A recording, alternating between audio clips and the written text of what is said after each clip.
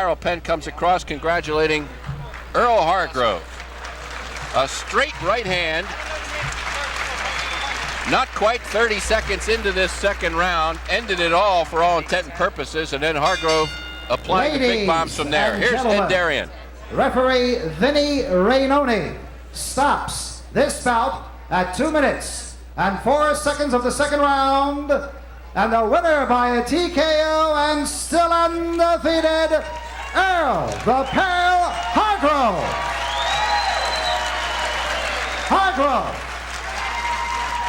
And how about a nice round of applause for a real gamer, Darryl Little Train Penn. Let's hear it for him. Earl Hargrove, the winner here, and what an exciting future he has in the middleweight division. And one would have to imagine that he's about ready now to really step up in class, Earl Hargrove, and take on some of the real top-ranked foes in that middleweight division. A very lively one it is, of course, in and around Philadelphia and in and around the world, for that matter, with a couple of promising guys, Curtis Parker, Frank Fletcher, practically neighbors of Hargrove, already in that upper echelon, and Earl Hargrove about ready to step up in class with them. We're going to have Earl stop by and meet with Randy Gordon and say a few words here, waving to the fans. And let's go up now and meet this very, very exciting middleweight fighter.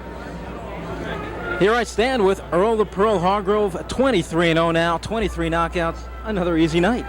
Yes, it was. Like I said on Randy stand, I wanted to take my time tonight. Heard this guy stand, was a vibe like that. I want to take my time because I was prepared to go the distance. George Benton told me a long time ago, he said, "I get out of that stigma of trying to knock all these guys out." So I went out there and did exactly what I carried out order stand to the best of my ability, and it manifested itself. He went. You got cut, a little cut on the right eye in the first round. What happened? Well, they hit me with a hook, and I think that's what developed the cut. And then I see he was kept on going for that, and that's why I kept on putting my right hand up and stand to defend the side of my face. But unfortunately, I got cut in my last fight when I fought Don King. The cut completely healed up, but I knew it wasn't that strong, whereas though we were going to withstand any kind of pressure like that. What did you do in the second round? You had been knocking him down a few times. All of a sudden, I saw you go down to one knee. I've never seen anybody do that. What's going on? That's the old trick we use around the gym. When the guys always telling you the best thing for you to do, go down on one knee and stand. Hopefully, the referee get there enough time to break you up.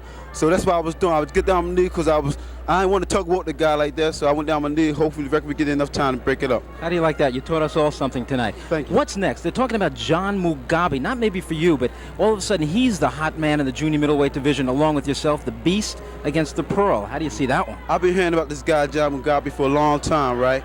And I hope in the future something do materialize between me and him. I hope by the end of this year, possibly, and then hopefully instead Tom Hearn or Roberto Duran. But Mugabe, I'm telling you something. Watch out, man, because I'm the Pearl. I'm saying it's genuine.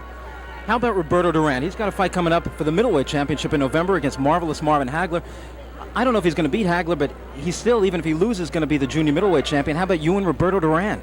Most certainly. I know it's going to be a good fight, and I doubt very seriously beat Marvin Hagler, but I hope instead that if we do fight, and I hope we do decide instead to defend the WBA and junior middleweight title, because I'm looking for Duran too. Earl the Pearl Hargrove, congratulations again to you tonight. Let's go back now to ringside and Jim Borniak. All right, thank you, Earl. Sorry to cut you off there, but we've got to get on to more fighting here. Mike Ross.